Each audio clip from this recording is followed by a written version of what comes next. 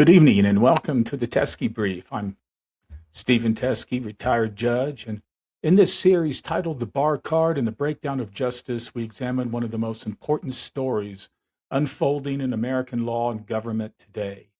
And that is, what happens when the lawyers entrusted to enforce justice begin fearing the very institution that they serve? And across this series, we've been exploring why experienced prosecutors are leaving en masse the Department of Justice, how political pressure distorts legal judgment, why ethical guardrails matter, and what happens when prosecutorial power begins drifting from evidence toward targeting.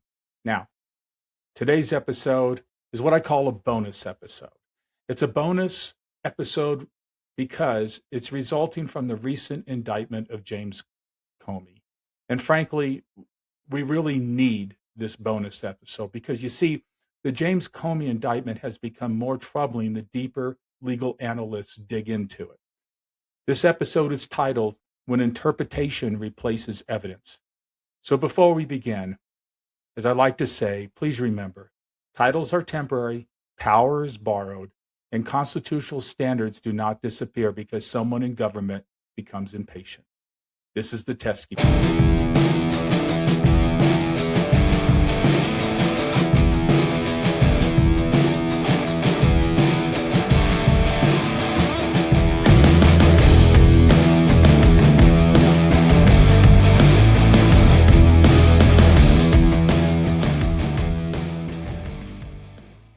Welcome back. So apparently we are now prosecuting seashells. That's where we are, folks. Not organized crime, not cartel violence, not cyber espionage. Seashells on a beach, which honestly feels less like federal law enforcement and more like a rejected subplot from CSI Margaritaville. Now, this indictment against former FBI Director James Comey centers on a social media post showing seashells arranged in the numbers 8647. Now, the Department of Justice argues this constituted a threat against the president. Now, originally, legal commentary around the case focused on the old reasonable person standard. Would a reasonable person interpret this as threatening? Now, keep in mind the 8647, which we'll talk about in a moment. 86, what its meaning is, and 47 being representative maybe of the 47th president. And you know what? We're going to talk about it as if 47 really means that, okay? And there's reasons why we should go ahead and believe that. So let's not dispute that, okay? Let's not make that an issue when it really isn't a factual issue. But here's the problem. That is no longer sufficient by itself under law. That is the reasonable person standard. That is, would a reasonable person interpret this as threatening? And this is where the case starts getting dangerous. You see, the Supreme Court actually addressed this issue twice in recent years. First in Elonis versus United States, and that was back in 2015. And then again in Counterman versus Colorado, most recently in 2023. And together, those cases created what is now essentially a two-part constitutional test for what lawyers call a true threat. Now, part one is still objective. That is, meaning, would a reasonable person understand the statement as a serious expression of violence? And that part never disappeared. It still matters because courts must distinguish actual threats from, obvious jokes, satire, exaggeration, or political hyperbole. But here's what's changed, okay? The objective test alone is no longer enough. After Counterman, the government must also prove a subjective mental state, and that is, at a minimum, a state of mind of recklessness. Meaning, the speaker consciously disregarded a substantial risk that the communication would be understood as threatening violence. Now, to help us out here, I'd like for you to listen to a Hofstra University law professor break down what constitutes a true threat and what it takes to have the requisite state of mind to be convicted by the highest standard of proof, and that is beyond a reasonable doubt. Take a listen. The legal question here, the threshold legal question is 8647 a true threat? Now, that is a term of art in the meaning of First Amendment law. True threats are not protected speech. So that's an important question. And true threats against the president, there are statutes, and the statutes under which he was charged here are those statutes. That is a serious felony. The constitutional standard, though, for true threats in this context comes from a 2023 case. That's the most recent application of the true threat standard. And that case is called Counterman v. Colorado. Unless people think we're just talking about politics here, that decision was 7-2. Chief Justice Roberts, Justice Alito, and Justice Kavanaugh are in the majority. And as Joyce just noted, there is an objective component and a subjective component. And in order to prove their case, they're going to need to prove that this was objectively a true threat and subjectively that Jim Comey was at least recklessly disregarding of the idea that it could be perceived as a true threat. The idea that if this were ever to go to trial, which is its own threshold question whether that ever happens, that as Joyce said, they could get 12 jurors to unanimously convict on both elements of that is crazy. This is not a serious prosecution. It is a serious use of the Department of Justice for mispurposes. And to be clear, statutes also prohibit the government from going after someone a second time just because their first attempt failed, right? That is... Vindictive prosecution is a serious matter. I think there's a greater case here for vindictive prosecution than there is for the underlying offense. That's the constitutional floor now. It's not somebody somewhere interpreted this badly. It's not this made people uncomfortable. It's not we can creatively frame this after the fact.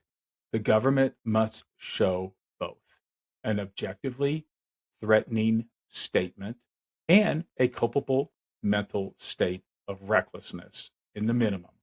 The second part matters enormously because you see, without it, prosecutors could criminalize ambiguous speech simply by attaching a threatening interpretation to it after the fact. And that is exactly the constitutional danger the Supreme Court was trying to prevent.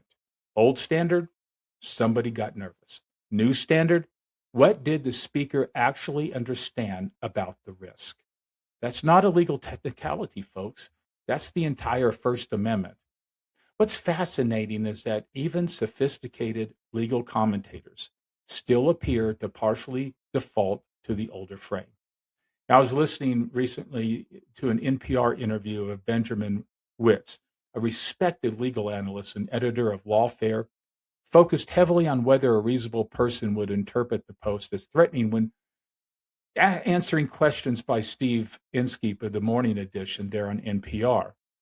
Now, to be fair, Witt still thought the indictment was absurd. And it's very possible that he actually knows that, but because of this brief interview and the questions that were posed by Steve Inskeep, it didn't cause him any reason to go that far deeper into the second criteria of the requisite state of mind. But be that as it may, just in case, there are many others who are still using the reasonable standard, person standard, when responding to reporters and speaking on social media posts and podcasts like this one. But the interview still illustrates how much confusion exists about what Counterman, that Supreme Court case in 2023, actually changed. That is by adding that second criteria. The reasonable person test still matters, though. It just isn't sufficient by itself anymore like it used to be. The government must also prove the speaker acted with at least recklessness regarding how the communication would be understood. And that distinction matters tremendously here. Why? Because even if someone could interpret 8647 as threatening, okay, so you got to get through that first. The prosecutor is going to have to get through, is this really, a true threat, okay, that it's truly threatening. Prosecutors still have to show that Comey consciously disregarded a substantial risk that the post would be perceived as threatening violence. That is a far more difficult showing, especially where we now know, in fact, Mr. Comey, way back a year ago when this happened, made appearances on TV answering this question. And, we know what his perspective is, and we'll talk about that in a moment. But we also have to keep in mind why this is more difficult to show is because the phrase has multiple common meanings. Similar political merchandise is openly sold. You can go on Amazon. You can buy a whole bunch of shirts, right? And a bunch of other paraphernalia, bags and things of that nature. And there is no allegation of planning, coordination, or actual violent conduct. And we'll take a look at the indictment in a moment, okay? All right. But that's not a minor legal nuance. That's the constitutional safeguard. So now, look at the actual conduct. Comey posts a picture of seashells. He later says, and this is what I was kind of referencing a moment ago in terms of his perspective. This is what he has said in the past, a year ago when all this went down. He said that he and his wife, walking on the beach, found the arrangement while walking on the beach. Now, there is no recitation of factual allegations in the indictment that he created it, that he planned violence, that he communicated with others, or that he even intended harm. Meanwhile, people openly purchase and wear 8647 merchandise. I mean, shirts, flags, stickers, and political paraphernalia sold online specifically to express opposition to the administration. And you know what, folks? You could go back and find 8646 referencing Joe Biden. I wonder who was buying those shirts, right? Okay. So let that sink in for a moment, right? Okay. People are buying what Todd Blanche, the acting attorney general, is saying is a threat against the life of the president. Now, I will say Todd Blanche did say that they have other evidence. We're going to talk about that in a moment. And he would definitely need more evidence. In fact, he needs some pretty strong evidence in order to create that recklessness, okay, state of mind. But he did acknowledge that those people are not going to be prosecuted. Now, let's stop right there about that, okay? And you're going to hear him in just a moment, okay? I'll play a clip for you, all right? But here's the thing, because that may be the most important moment in this entire discussion. If identical or more explicit conduct is openly tolerated everywhere else, why is Comey being indicted? It's not like Comey actually arranged the seashells, right? He said he found them on the beach, took a picture, and he posted it on Instagram, right? It's not like he's gone out to buy these shirts and he's been wearing them. No. But the difference is we have people actually purchasing these things, meaning they've already established an intent that they want to let the world know, okay, to 86 President Trump, as they did wearing them back in the day when Biden was president, to do the same to Joe Biden. This is not a political question. That is a prosecutorial question. Because once the government prosecutes one individual for conduct it openly tolerates in countless others, the issue is no longer merely offensive speech. The question becomes whether the target, not the conduct, but the target is driving the prosecution. That is Comey being the target. And that is where words like selective prosecution and vindictive prosecution enter the conversation. Or to put it differently, if Amazon can sell the shirt without indictment, but James Comey gets indicted, then maybe the problem isn't the number. Maybe the problem is the defendant. I mean, it is very suspicious. And Todd Blanche's public comments actually deepen the concern. When asked why others displaying the same phrase were not being prosecuted, Blanche repeatedly emphasized that the DOJ had evidence and that a grand jury had been investigating this for nearly a year. Really, Mr. Blanche? You mean to tell me that it took a year to investigate what you believe is a serious threat against the life of the president, And is it really coincidental that the moment Pam Bondi is fired, because we all know why, she was not aggressive enough as the president wanted her to be, going after Comey and his other perceived enemies. And the moment you are appointed, right after she's fired as acting attorney general, all of a sudden there's enough evidence to indict Comey. Huh, really? Now, ladies and gentlemen, listen to what Blanche has to say. Well, the image, excuse me, is part of what led to this indictment. Yes. It is worth noting that on Amazon.com, we looked this up, there are dozens of products with the same terminology. We're showing it right here, 8647 being sold and purchased right now. Should individuals selling or buying 8647 merchandise be concerned that they're going to be prosecuted by the DOJ? This isn't about a single incident. Okay, this isn't. I mean, of course not. That's posted constantly. That phrase is used constantly. There are constantly men and women who choose to make threatening statements against President Trump. Every one of those statements do not result in indictments. Of course, there are facts, there are circumstances, there are investigations that have to take place, and we have charged dozens and dozens of men and women this year with threatening President Trump and others. So this isn't a new charge we're bringing. Just to be very clear, you are suggesting the seashells themselves are not at the root of this indictment. No, I am suggesting that every single case depends on the investigation that's done. And of course, the seashells are part of that case. I mean, that's what the public sees. But without a doubt, and it should be evident by the fact that it's been 11 months since the posting and the indictment, there is an investigation that takes place. And that's the result. The result of that investigation is the indictment that was returned last week. Let's talk. But that explanation raises another problem, right? Because according to former FBI officials interviewed afterward, if investigators genuinely believed there was a credible threat against the life of the president, the matter would not drift unresolved for a year. In fact, think about all the people buying the shirts.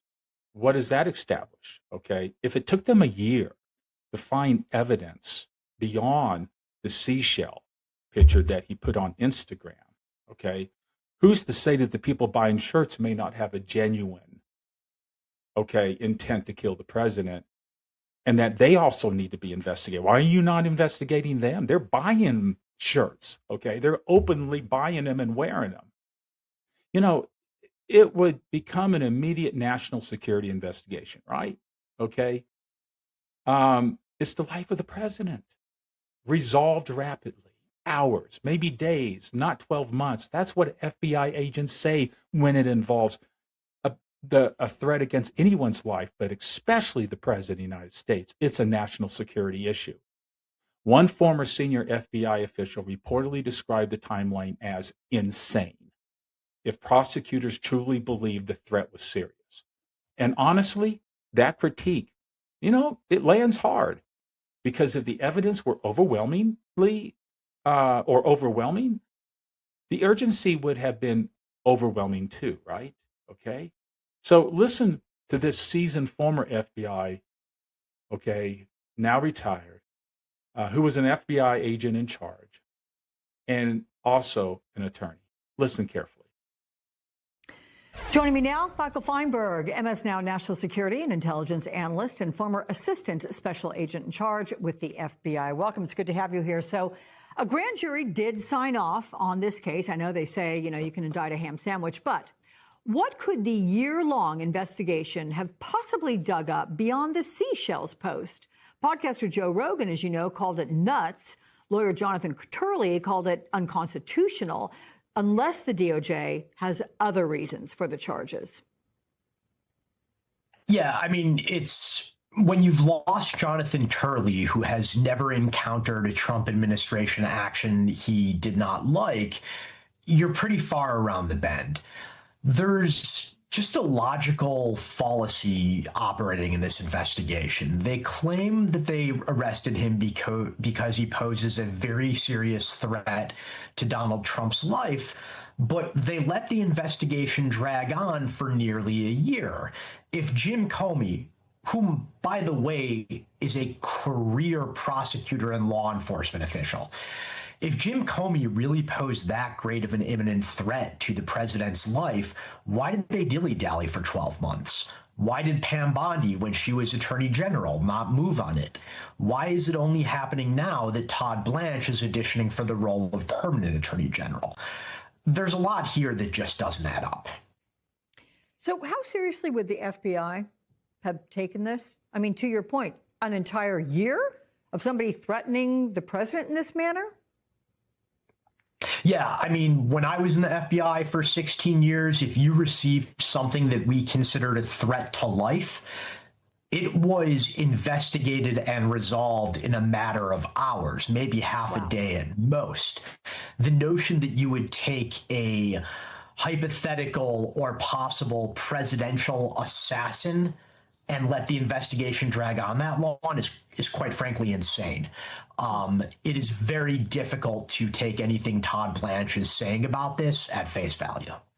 This raises another uncomfortable possibility. What if the point wasn't immediate protection? Think about that. But it was really only about eventual prosecution. Because the process itself has value, right? I mean, you go to indict him, that's serious enough. Who wants to get news you've been indicted? Because now you got to turn yourself over and get handcuffed, go to in the jail maybe momentarily, okay, to make your initial appearance. But then there's the headlines, because it is James Comey. It's the public humiliation, all right? There's the legal fees. You got to pay for attorneys to defend you. And then the whole political theater all around this. That's punishment too, ladies and gentlemen, all right? And we've already talked about Ed Martin when he was made head of the weaponization unit, which that right there is a self-proclaimed admission that they're weaponizing DOJ to go after, okay, Trump's enemies. And he said, even if we can't successfully convict them, we're still going to go after them. In other words, we're still going to put them through the process. We're still going to name them and we're going to shame them. Oh my goodness. Oh, that is so unethical. Now, let me show you something important. I'm going to put the actual indictment language on the screen. As you read it, pay close attention to what is there and what is missing. Okay, now, notice the wording carefully. The indictment states that Comey posted material, quote, which a reasonable recipient who is familiar with the circumstances would interpret as a serious expression of an intent to do harm, which you see I've highlighted in yellow. There it is. The old objective reasonable person formulation. So I'm going back to the two Supreme Court cases, the Alonis first, okay, all right, and then followed by the Counterman case in 2023. But notice what you do not see anywhere in the indictment. There is no allegation that Comey, number one, consciously disregarded a substantial risk, that he acted recklessly, or possessed the subjective mental state required under Counterman versus Colorado. That omission, ladies and gentlemen, matters enormously because after Counterman, the government cannot rely solely on a listener's interpretation of ambiguous speech. The prosecution must also allege and eventually prove that the speaker acted with at least recklessness regarding whether the communication would be perceived as threatening violence. That is now part of the constitutional floor. And as currently written, that means this indictment appears vulnerable to exactly the kind of pretrial attack that experienced defense attorneys immediately recognize. Because that's the first thing you do as a criminal defense attorney. You look at the accusation, you look at the indictment. Was it worded correctly? Did it give adequate notice to my client? Okay, what he's charged with. Does it include the essential elements of the crime? And if it doesn't, then it's going to result in one or both motions in the criminal procedure code, or the federal code of criminal procedure, what is called a Rule 12b3 motion that's challenging the lack of specificity because it doesn't have, okay, that second element in there of requisite state of mind that he should have. And then, or a Rule 12b5 motion for failure to state an offense. Because you know what? If you only have one essential element, which they put the reasonable person one, but you don't have the other one, then you really don't have the offense, right? Because this offense has two required elements that must be proven. So therefore, is there adequate notice to Mr. Comey of what he's charged with? Well, no, no. And there's strict application applied here in this interpretation because we're talking about taking the liberty interest away from somebody. You're talking about being subjected to going to prison, okay? And that's why these matters are important.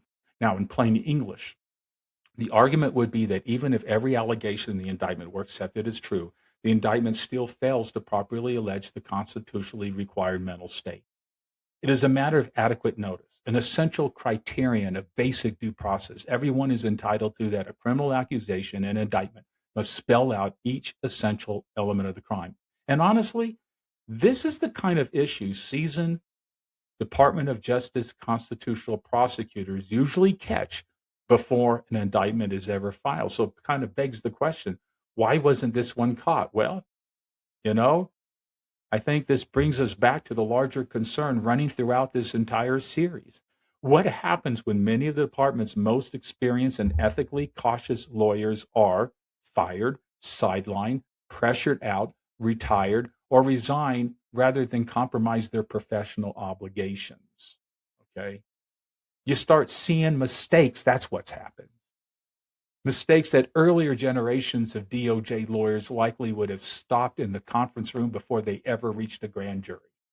Liz, I imagine you read a lot of this with a mix of sadness with this department. I mean, in my experience in government, it is, as Glenn writes, the best of the best that chooses these career paths, that chooses to protect their country. So all this national security work that we didn't even talk about yet. But there's also this intentional destruction of the department that is now undeniable on the part of Donald Trump. Yeah, it's really just shocking to see the extent to which the Department of Justice has been diminished. It's not just the attrition, the loss of people, but it's also the loss of the basic competence and credibility of the institution. The people who are going out the door are experienced attorneys who know how to handle complex cases. This administration is claiming that it wants to pursue these complex cases involving massive frauds, for example, that are being prosecuted in Minnesota, but they're losing the experienced people who know how to do these cases. And even if they could be readily replaced, their replacements would be people who need a great deal of training and experience before they can get up to speed on how to do prosecutions of this level of complexity. There's also the issue of the blow to the institutional credibility of the Department of Justice in the eyes of the outside world, including courts. We've seen it documented now that there are hundreds of examples in which courts have found that representations made by Justice Department attorneys are not credible or believable. That is really just a shocking change from the reverence that the Department of Justice historically has been given by courts. Their word is essentially gold, unimpeachable. And now their credibility is in the toilet. The experts who manage the most important, most vital cases to our national security and public safety are leaving in droves, and that leaves the American people in, frankly, a very dangerous and alarming situation. Now, to be fair, DOJ likely understands by now that this omission has become a major focus of legal commentary, right? And I would not be surprised if prosecutors attempt to supersede or amend the indictment later to incorporate recklessness language more explicitly to avoid those two motions I described. Okay. But even that possibility tells us something important. Because if the indictment needs to be repaired after virtually every constitutional scholar, defense lawyer, former prosecutor, podcast host like me, legal analyst, and cable news panel starts pointing out the same flaw, that itself becomes evidence of how unstable the original theory may have been from the start. Okay. And it certainly shows the problem going on over there at the Department of Justice, because so many people are leaving because they want to protect their bar card, which is what this series is focused on. Now, here's the question that makes this even more interesting. Suppose the Department of Justice amends or supersedes the indictment tomorrow and simply inserts the counterman recklessness language. Suppose they now allege that Comey consciously disregarded a substantial risk that the communication would be understood as threatening violence. that still leaves a major unanswered question. It's this.